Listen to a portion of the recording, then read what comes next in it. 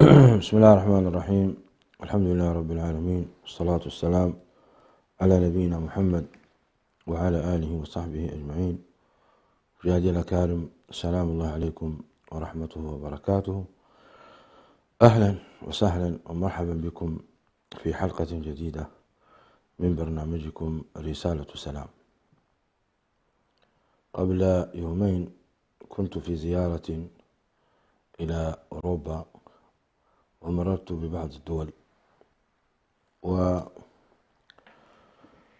ليست هي هذه أول زيارة أزورها، ولكن بعد انقطاع حادثة كورونا مدة 2 تقريبا تعتبر هذه أول زيارة. وليس هناك شيء جديد، لكن هي مشاعر أبديها لكم. شعرت بها وأنا في تلك البلاد، أنظر إلى رجالها وإلى نسائها وإلى أطفالها وهم بعيدون عن تعاليم هذا الدين، تعاليم القرآن الكريم وما أنزله الله عز وجل من الهدى والنور. أتعجب وأتأسف جدا لهذه البشرية بهذه الأعداد الكبيرة، يضيع أوقاتها ويضيع عمرها سدى بلا فائدة وعلى ضلال. فأصابني حزن حقيقة عميق، وأصابني أيضا تحمل المسؤولية. من المسؤول عن هؤلاء وعن ضلالهم؟ من المسؤول؟ من الواجب عليه أن يدعوهم إلى الله فيعلمهم ويذكرهم بالله؟ لا أريد أن أحدثكم عن الفساد الموجود، فأنتم تعرفونه، لا داعي لتكراره. وخصوصا أنك تتعجب من بعض الدول في تناقض غريب بينهم، وهو تجدهم يحرمون الرذيلة ويعاقبون عليها. القانون لا يسمح بالرذيلة، في المقابل يسمحون بالمثلية ويدافعون عنها ويجرمون من يعترض عليها، بل ويجعلون هذه المثلية وطريقة ممارستها ضمن المناهج التعليمية في بلدانهم وفي مدارسهم، فينشأ الطفل على هذه الرذائل والأوساخ التي لا تقبلها الفطرة السليمة، فضلا عن المؤمن. أنا لم آتي هنا الآن لأتحدث عن تحريم البقاء بينهم، فالآن الحمد لله أصبح المسلم هو نفسه يحكم، المسلم العاقل، المسلم الذي فطرته سليمة يأبى أن يعيش بينهم ويكره العيش، حتى وإن كانت الظروف قد أجبرته وبقي، يبقى وقلبه متأسف متحسر، ينتظر اللحظة الذي يفتح الله عليه بها فيخرج من هذا. كما وصف لأحدهم: نحن نعيش في جهنم. قال: هذا ليس جنة، ما تراه من نعيم على اليمين وعلى اليسار هذا ليس بجنة، وإنما هذا جهنم. هكذا هم يعبرون عن أنفسهم ويعبرون عن هذا، عن الحياة في بلاد الكفار بهذا الأسلوب. فليس هذا هو أنا جئت، إنما جئت حقيقة هنا من أجل إخواني أن نتذكر نعمة الإسلام ونعمة الهداية إلى الحق، ونقارن بين ما يعيشه هؤلاء. يولد الطفل فيعيش حياة بهيمية، لا يتزوج أبدا، يعيش الطفل ويكبر ثم يصبح شابا يافعا لا يتزوج أبدا، ثم بعد ذلك إذا أصبح يعني كهلا في 50 إلى 60 يستمر على هذه الأوضاع ويعيش في بيته الفاخر، يعيش معه الكلاب، فينام معهم ويستيقظ مع الكلاب، ويعني يعيش مع هذه الأجواء الحيوانية. ثم إذا جاءه الأجل في الثمانينات لا زوجة تحن ولا ابن يرعى ولا يقوم، فيبقى في دار العجزة يحتضر الموت حتى يأتيه في أسبوع، ربما في أسبوعين، ربما شهر.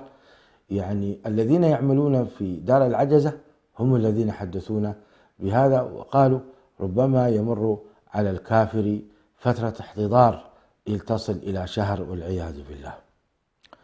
فترة احتضار هي فترة عذاب، ألا إن للموت سكرات، يعني إذا تجاوز ساعة أو ساعتين يعتبر هذا مؤلم جدا، نسأل الله العافية والسلامة، فكيف بأن يستمر شهر، أسبوع، من أسبوع إلى شهر، مدة زمنية حقيقة طويلة ومخيفة للغاية. لذلك يعني تذكرت بعض الآيات القرآنية التي أنزلها الله عز وجل تبين أن الإسلام بالفعل نور يهدي بك إلى الصراط المستقيم. دعونا نمر على هذه الآيات لنتذكر هذه النعمة الكبيرة العظيمة التي أنزلها الله عز وجل علينا. صدقوني والله لا تستشعر طعم هذه الآيات إلا حينما ترى فعلا الظلام في وجه الكافر، ترى الحياة البهيمية، كما قال تعالى: أم تحسب أن أكثرهم يسمعون أو يعقلون إنهم إلا كالأنعام بل هم أضل سبيلا. فتجد أن حياتهم والعياذ بالله حياة بهيمية. هذه الحياة البهيمية حينما أنت تقارنها بحياة المسلم تجد أن حياة المسلم حياة سعادة وحياة نور. هذا يذكرك بقوله تعالى: الله ولي الذين آمنوا يخرجهم من الظلمات إلى النور والذين كفروا أولياؤهم الطاغوت وهم الشياطين أو الحكام الظلمة والمسؤولين الفاجرين. والذين كفروا أولياؤهم الطاغوت يخرجونهم من النور إلى الظلمات. هذه الآية أيضا عظيمة. تأمل: الله ولي الذين آمنوا، الله الذي أنزل الكتاب وأرسل الرسل، الله. لماذا؟ الله ولي الذين آمنوا، يعني الولاية هنا معناها الرعاية والعناية. الله ولي الذين آمنوا يخرجهم، فمن رعايته وعنايته لهم يخرجهم من الظلمات إلى النور. في المقابل: والذين كفروا أولياؤهم الطاغوت، والطاغية كل من تجاوز الحد، سواء كان شيطان إنس أو شيطان جن. ومن العجائب كما قلت لكم أن المثلية في إحدى هذه البلدان من الذي يرعاها؟ يرعاها القادة، قياداتهم، رؤسائهم، هم الذين يرعون إخواني هذه الرذيلة العفنة والعياذ بالله، لأنهم متلطخون بها تماما مثل قوم لوط الذين وقعوا في جريمة اللواط. قياداتهم، سياداتهم أو سادتهم إن صح التعبير هم الذين وقعوا في هذه الرذيلة. ولذلك من خالفهم كانوا له بالمرصاد، فإن لديهم قوة والسلطة، فقالوا: أخرجوا آل لوط من قريتكم إنهم أناس يتطهرون. فهذا موجود تماما أيضا في هذه الدول، أن أي شخص يعترض على المثلية ويعترض على حرية هذا الأمر فعليه بالمرصاد، عليه بالمرصاد، يعاقبونه أشد العقوبة. لذلك يجد المسلم الذي يعيش هناك ماذا يفعل؟ يسكت إلى هذا الفساد حتى يفرج الله عز وجل ويخرج. إذن والذين كفروا أولياؤهم الطاغوت. انظروا فهنا الولاية، إذن هنا من الذي يرعى الفساد؟ هم الطواغيت المجرمين القادة السادة، لأنهم وقعوا في هذه الرذيلة. كذلك إخواني هذا الأمر أيضا يذكرنا بقوله سبحانه وتعالى: ودوا لو تكفرون كما كفروا فتكونون سواء. فالكافر يتمنى أن يكون المسلم الذي على هداية كافر مثله حسدا من عند أنفسهم.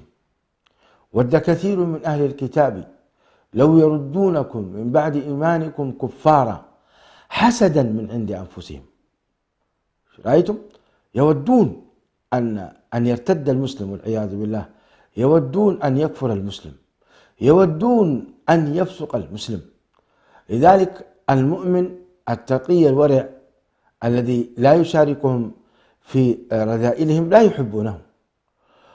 وأما المسلم الذي مقصر في دينه، الذي يقصر في دينه، ربما يكون بينه وبينهم علاقة، لأن هذا لا يتمسك بدينه فهو مسلم باسمه فلا يصلي وليس عنده حرج في أن يشرب الخمر ويأكل الخنزير. بالمناسبة لما كنت في إحدى المطارات اشتهيت أن آكل لازانيا عبارة عن مكرونة مخلوطة باللحم وكذا، فرأيتها في إحدى المطارات وقلت لهم أريد من هذه، ثم انتابني شعور يعني ربما يكون هذا اللحم لحم خنزير، لأنهم لا يؤمنون بالله ولا باليوم الآخر ولا يحرمون ما حرم الله ورسوله ولا يدينون دين الحق. فسألت، كان معي أخي حسن، قلت يا أخي اسألهم هل هذا لحم خنزير؟ فسأل المسؤولة فقالت نعم هذا لحم خنزير لا تأكله، سآتي لك بطعام ليس فيه خنزير. فذهبت إلى داخل المطبخ وأتت بصينية جميلة وجديدة فيها دجاج مع خضار وأرسلت إلينا.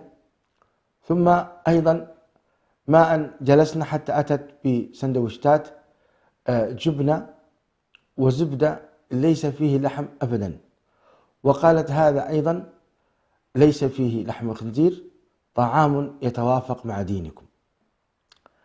فقلت يا حسن لماذا هذه الأخت مهتمة بنا إلى هذه الدرجة ومع إنها ليست مسلمة كافرة، كيف بها يعني ما الذي يجعلها هكذا تهتم بنا؟ فقال لي يا أخي ربما تكون هي أيضا نصرانية ملتزمة بدينها، ولحم الخنزير أيضا محرم في أديانهم، ما أن تكون نصرانية أو تكون يهودية لا يأكلون لحم الخنزير أساسا، فعندهم هذا المبدأ، أو أنها تحترم مشاعر الآخرين. على كل حال كان هذا موقف نبيل منها، أعجبني اهتمامها بنا وأنها لم تقدم لنا إلا ما يتوافق مع ديننا. على كل حال انظروا إلى هذا الموقف من حيث أنهم لا يبالون ماذا يأكلون ولا يبالون ماذا يشربون.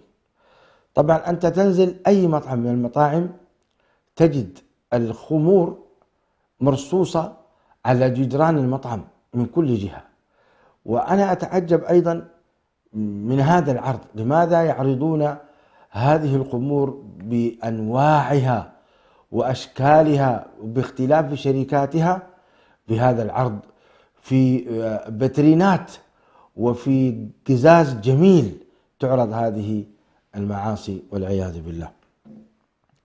فإذا الهداية والنور من الله سبحانه وتعالى.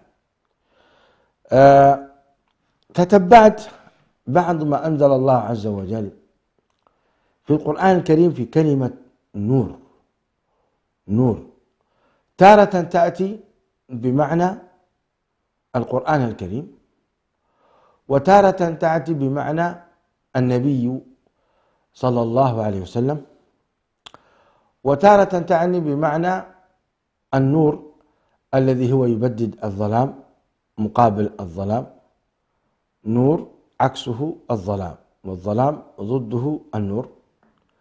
وتأتي أحيانا بمعاني أخرى. ولكن ما الفائدة هنا من ذكر هذه الآيات؟ الفائدة يا إخواني حتى نلاحظ كيف استخدم الله سبحانه وتعالى هذا التعبير العظيم في هداية البشر، أنه نور فعلا. يعني أنت حينما تعمل بما أنزل الله وتعمل بهدي رسول الله أنت في نور، ويوم تموت تنزل عليك ملائكة من نور، ويوم يأخذون روحك يأخذون هذه الروح وكأنها أيضا نور. فأنت يعني تعيش في أجواء نور، وإذا مت تدخل في أجواء أيضا نورانية حتى تصل عند ربك سبحانه وتعالى وتدخل الجنة وتجد منها لآلئ من نور. هذا النور محبوب حقيقة إلى هذه النفوس، وهو نعمة من الله سبحانه وتعالى.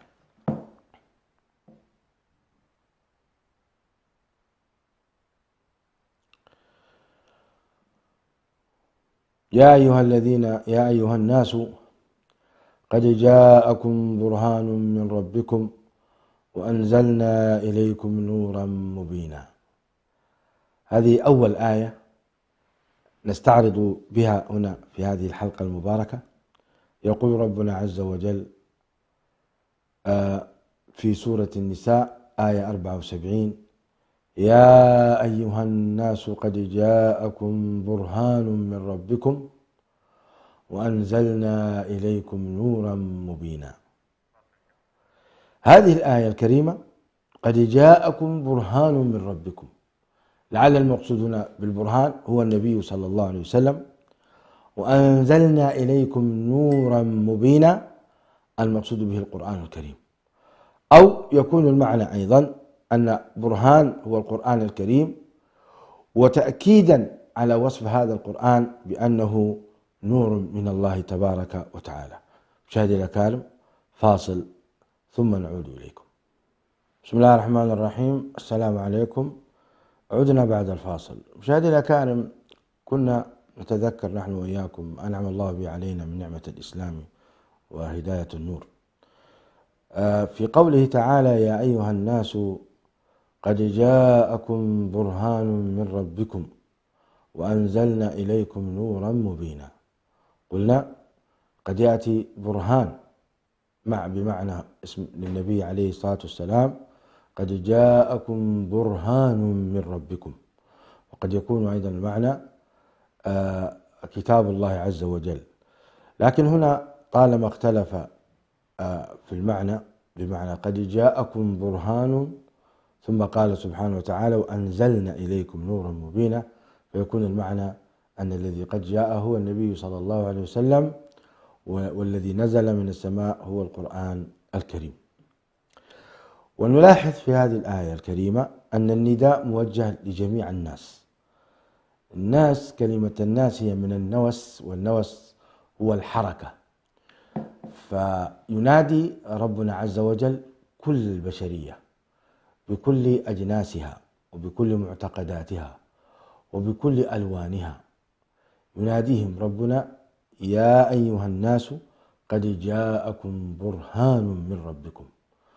وهو النبي عليه الصلاة والسلام بيننا موجود بسيرته وأحاديثه وأقواله، حماها الله عز وجل وحفظها لنا كأنه موجود بيننا. فليس لأحد حجة أن يقول ليس هناك رسول، بل هو موجود بيننا. وحمل الله عز وجل أقواله صلى الله عليه وسلم العلماء، والعلماء يعني حملوا هذا العلم بوفاء وصدق وأمانة جزاهم الله عنا خيرا، فبقي محفوظ بحفظ الله تبارك وتعالى. يعني يصعب جدا أن يضيع، يصعب جدا أن بل من المستحيل أن يحصل فيه شيء من التدنيس أو التدليس، لأن الله تعالى تولى حفظه. لذلك نقول النبي عليه الصلاة والسلام بيننا، وأنزلنا إليكم نورا مبينا وهو القرآن الكريم. واجب الأمة اليوم أن توضح يعني سيرة هذا النبي الكريم للأمة البشرية حتى تقيم الحجة على الجميع، فمن شاء الله هداه ومن شاء ضله على علم. فلذلك هل ما تقوم به اليوم الأمة الإسلامية في بيان سيرة النبي عليه الصلاة والسلام العطرة وبيان أحكام الله تبارك وتعالى للبشرية هل هو كافي؟ أنا أعتقد أن البشرية تحتاج أن تعيد النظر، وأعني بالبشرية يعني أن البشرية المؤمنة، أمة الدعوة، أمة الإجابة عفوا، وليست أمة الدعوة. أمة الإجابة لا يزال عليهم جهد كبير في توضيح هذا الدين في جميع وسائل الإعلام، لا بد لهم أن يجتهدوا في إرسال يعني ما يوضح سيرة الحبيب محمد صلى الله عليه وسلم. فالضلال كبير والبعد عن دين الله عز وجل أيضا عظيم. عدد المسلمين، عدد البشرية حوالي 7 مليار نسمة، و7 مليار نسمة، وهم يزيدون حتى مع وفاة يعني كثير من البشرية في فترة كورونا، إلا أن العدد لا يزال كثير. المسلمون منهم أتباع النبي عليه الصلاة والسلام بشتى طرقهم واختلافاتهم وأمورهم وضلالهم وهدايتهم لا يتجاوزون 2 مليار. إذن 5 مليار من البشرية ضائع، نسأل الله العافية والسلامة. هذا أليس هذا ألا يحزن؟ هذا ألا يحزن أن معظم البشرية لا تعبد ربها؟ صدق الله العظيم، وإن تطع أكثر من في الأرض يضلوك عن سبيل الله، نسأل الله العافية والسلامة. وهذا حقيقة أمر محزن للغاية. نسأل الله تعالى الهداية للبشرية، أن يعني يهيئ الله سبحانه وتعالى لهذه البشرية من يهديهم إلى دينهم ويرشدهم إلى ربهم حتى يعبدوا الله على بصيرة. إذن هذا النداء هو نداء لجميع البشرية. وهنا نداء خاص، قال الله تعالى: يا أهل الكتاب قد جاءكم رسولنا يبين لكم كثيرا مما كنتم تخفون من الكتاب ويعفو عن كثير قد جاءكم من الله نور وكتاب مبين. قد جاءكم من الله نور وكتاب مبين. هذا نداء لأهل الكتاب وهم اليهود والنصارى. نداء لأهل الكتاب وهم اليهود والنصارى: قد جاءكم رسولنا يبين لكم كثيرا مما كنتم تخفون من الكتاب ويعفو عن كثير قد جاءكم من الله نور وكتاب مبين. وهذا هو موطن الشاهد من حلقتنا اليوم، قوله تعالى: قد جاءكم من الله نور وهو القرآن الكريم، وكتاب نور وهو النبي عليه الصلاة والسلام، وكتاب مبين وهو رسولنا الكريم صلى الله عليه وسلم. من نور هو النبي عليه الصلاة والسلام، وكتاب مبين هو القرآن الكريم. نعم، أكرر هذه الآية أيضا في سورة المائدة، ينص ربنا عز وجل وسمى رسوله نورا وسمى كتابه مبين، أي واضح لا لبس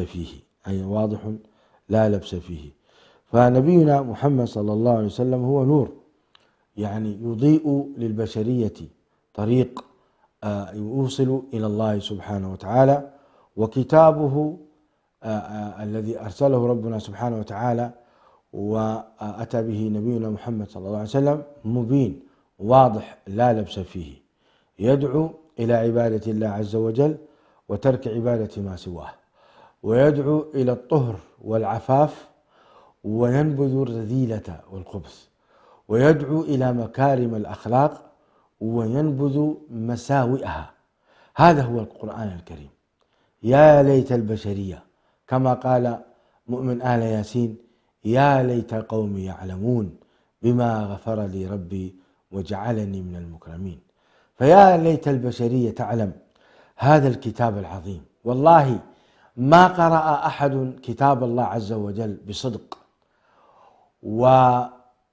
وبطهارة نفس دون هوى، قرأه وبلغته العربية بعد أن يفهم يعني ويتعلم اللغة العربية ويعني يفهم مغزاها ويتلذذ بمعانيها، والله العظيم لا يخرج إلا وهو مسلم بإذن الله تبارك وتعالى، لأن هذا كلام رب العالمين.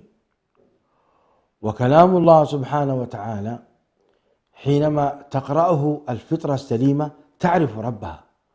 الله سبحانه وتعالى خلق الخلق مؤمنين موحدين فاجتالهم الشياطين، خلقهم على الفطرة، يعني خلق كل مولود يولد على التوحيد وعلى تعظيم الرب وأنه عبد لله. هناك بذرة، هذه البذرة إذا لم يعني يخالطها شيء من الكبر والهوى والحسد، فبمجرد قراءة هذا النور العظيم يعني تقبل وتخضع والعين تدمع والقلب يخشع. أي والله. ولذلك الملك العادل النجاشي أصحمه لما قرأوا عليه القرآن الكريم دمعت عيناه وشهد له القرآن: وإذا سمعوا ما أنزل إلى الرسول ترى أعينهم تفيض من الدمع.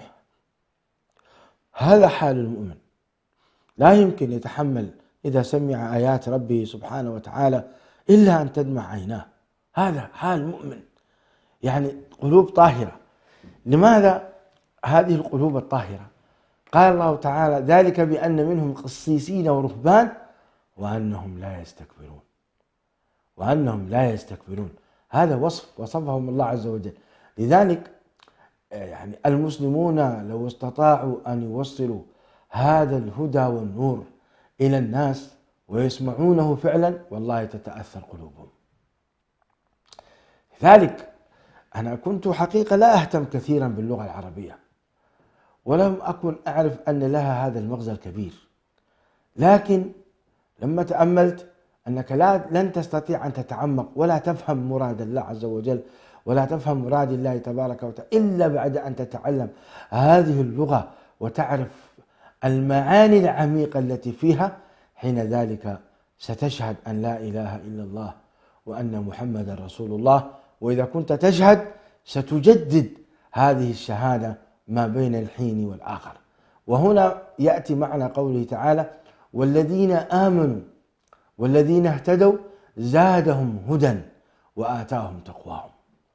لاحظتم كيف أن الهداية يعني تحتاج إلى هداية، وبعد الهداية تحتاج إلى تقوى. ولذلك هذه الهداية وهذا التقوى يحتاج إلى رعاية وحفظ. لذلك ربنا عز وجل أمرنا ألا نموت إلا ونحن مسلمون، لأن الإسلام قد يعترض عليه حقيقة شيء من النواقص، بل أحيانا قد والعياذ بالله ينتهي، نسأل الله العافية والسلامة. يصبح المؤمن كافرا، يصبح المؤمن مؤمنا ويمسي كافرا، ويصبح مؤمنا ويصبح كافرا ويمسي مؤمنا، كما جاء في الحديث الصحيح.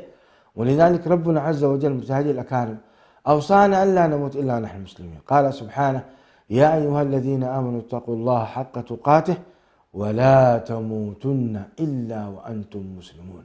هذه أمانة عظيمة يجب عليك أن تجتهد حتى لا تموت إلا وأنت مسلم، إلا وأنت مسلم. إذن هذه الآية الكريمة في سورة المائدة آية 15 قرأناها: الآية التي بعدها قال الله سبحانه وتعالى: يهدي به الله من اتبع رضوانه سبل السلام ويخرجهم من الظلمات إلى النور بإذنه ويهديهم إلى صراط مستقيم. يهدي به الله من اتبع رضوانه سبل السلام ويخرجهم من الظلمات إلى النور بإذنه ويهديهم إلى صراط مستقيم.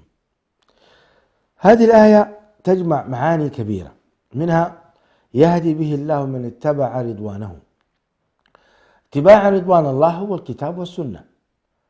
من اتبع رضوان الله عز وجل يهديه الله سبحانه وتعالى سبل السلام. سبل جمع سبيل، أي كل الطرق التي تؤدي إلى السلام يهديك رب العالمين سبحانه وتعالى ويوفقك إليها. ليس هذا فحسب، بل ويخرجك من الظلمات إلى النور.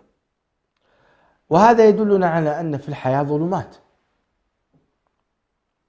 خلق الله عز وجل هذا الكون وخلق الظلمات والنور، وقال لك انتبه، هناك ظلمات تلقي بك في مكان سحيق، وهناك نور يوصلك إلى مناطق السلام. وأعطاك الوسائل التي توصلك إلى هذه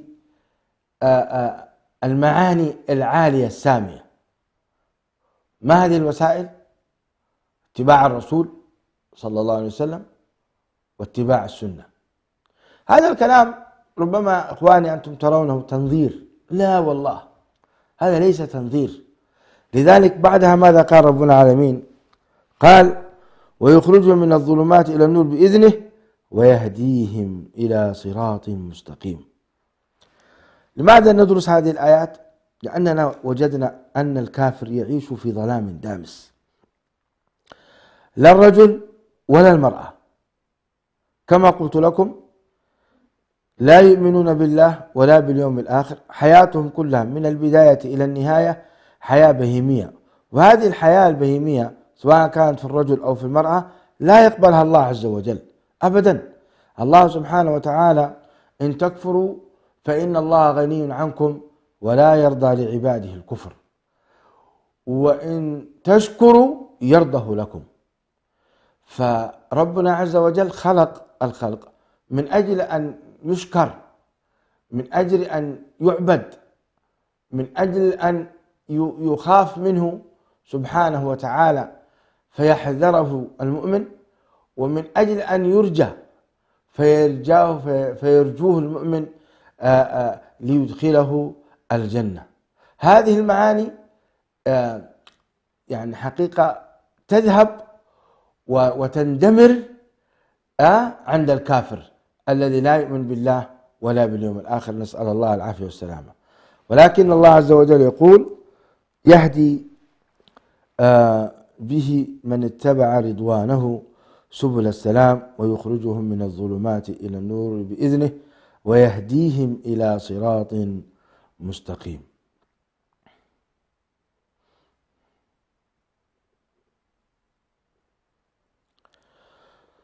في سورة الأنعام افتتح ربنا عز وجل بقول: الحمد لله الذي خلق السماوات والأرض وجعل الظلمات والنور ثم الذين كفروا بربهم يعدلون. هذه الآية تدل على أن الله عز وجل خلق الظلمات بمفهومها العام، سواء كانت الحسية أو المعنوية. فالظلام ظلام حسي، إذا خرجت في الظلام لا ترى النور، والظلام مخيف. وفي نفس المعنى أيضا الكفر ظلام، نسأل الله العافية والسلامة. يعني المرأة أن تعيش حرة فتقع في الزنا وتقع في العهر وتلد من هذا وتلد من هذا، ولا يعرفون يعني أنسابهم، ولا يعرف اليوم الدي ان اي أو الدي اي ان، ما أدري ايش دي ان ان يسمونه، هذا فضحهم وأصبح أنسابهم مختلطة. أليس هذا ظلام؟ والعياذ بالله. المرأة تجادل عن نفسها وتريد أن تكون مثل الرجل، أليس هذا ظلام؟ المرأة تعيش وإذا عجزت ترمى في دار العجزة، أليس هذا ظلام؟ ليس هناك احترام للوالدين ولا تقدير. فإذا كان الولد في 18 من عمره يأمره الأب أن يطرده أو يأمره الأب أن يخرج من البيت، وربما طرده وربما حن عليه. لكن النظام 18 الولد يخرج سواء كان بنتا أو كان ولدا، أليس هذا ظلام؟ الحمد لله على نعمة الإسلام. أمرنا أن نحترم آباءنا وأن نعطف على أبنائنا وأن نكون من الخيار لزوجاتنا. يا سلام على هذا الدين العظيم، دين سلام. لذلك أنت تتذوق معنى قوله تعالى: ويهديهم إلى صراط مستقيم، يهدي به الله من اتبع رضوانه سبل السلام. أليس هذا هو السلام؟ المؤمن يكبر فيحترم والديه ويعطف على أبنائه ويكون خيرا لزوجته، يسعى في هذه الحياة ويجتهد فيطعم زوجته وينفق عليها وينفق على أبنائه ويعلمهم الهداية والنور. فإذا أصبح شيخا كبيرا قام أبناؤه ببره واحترامه وتقديره. مر بي موقف، زرت بعض الأقارب، أي والله زرت بعض الأقارب في ستوكهولم. سنختم إن شاء الله بهذه القصة. زرت بعض الأقارب شيخا كبيرا طاعا في السن، دخلت وسلمت عليهم فرحبوا بي أجمل الترحيب، بيني بينهم قرابة قوية. فدخلنا أنا وأخي حسن ووجدنا هذا الشيخ الكبير مقعد على كرسي، فسلمت عليه: كيف حالك يا عم فلان؟ ما أخبارك؟ عرفني حقيقة وقلبه كان حاضرا، والحمد لله. هذه من نعم الله عز وجل، أن يحفظ الله سبحانه وتعالى للإنسان قلبه وعقله في آخر عمره ولا يخرف، فإنها من نعم الله سبحانه وتعالى. ولعل هذا الرجل كان في حياته حافظا لأوامر الله عز وجل: احفظ الله يحفظك. ومن أصيب بالخرف أو بفقدان الذاكرة فهي تعتبر له كفارة، فلا يضيق أبناؤه أهله من ذلك، إنما يكفر الله عز وجل بها السيئات. المهم، حان وقت الطعام فقربوا لنا على السفرة وأتوا بهذا الشيخ الكبير الذي الحقيقة يعني غالب وقته صمت طويل، يصمت ولا يتحدث. وإذا قلت له: كيف حالك يا عم فلان؟ يقول لك: الحمد لله، يجيب لكنه يصمت. فحضرت له زوجته طعاما وبدأت تؤكله بكل عناية واحترام وتقدير. الله! فقلت لها: يا خالة، من الذي لين قلبك لهذا الرجل؟ أنت ترعينه وتؤكلينه وتشربينه، بالرغم أن الدولة فاتحة دار العجزة، كان بإمكانهم أن يذهبوا به إلى دار العجزة فإنه في بلدانهم، فلا، دار العجزة الحكومة هيأت له من الممرضين من يأتي إلى منزله فيرعونه ويقومون برعايته كاملة على ساعات. فمع ذلك كانت هذه الزوجة التي هذبها الإسلام وأدبها وقامت على مبادئ الإسلام في عناية بزوجها الشيخ الكبير. يعني تعجبت من هذا الموقف، والله كادت عيناي أن تدمع أمامهم، لكن تمالته نفسي ورأيت عظمة هذا الدين العظيم الذي يربي أبنائه على هذه المبادئ السامية.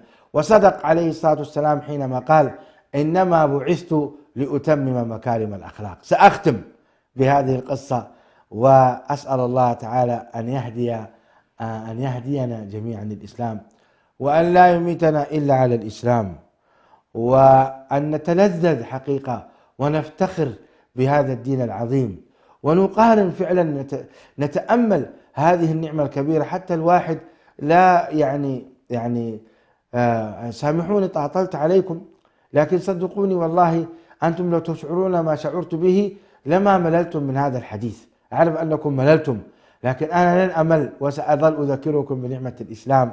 والسلام عليكم ورحمة الله وبركاته.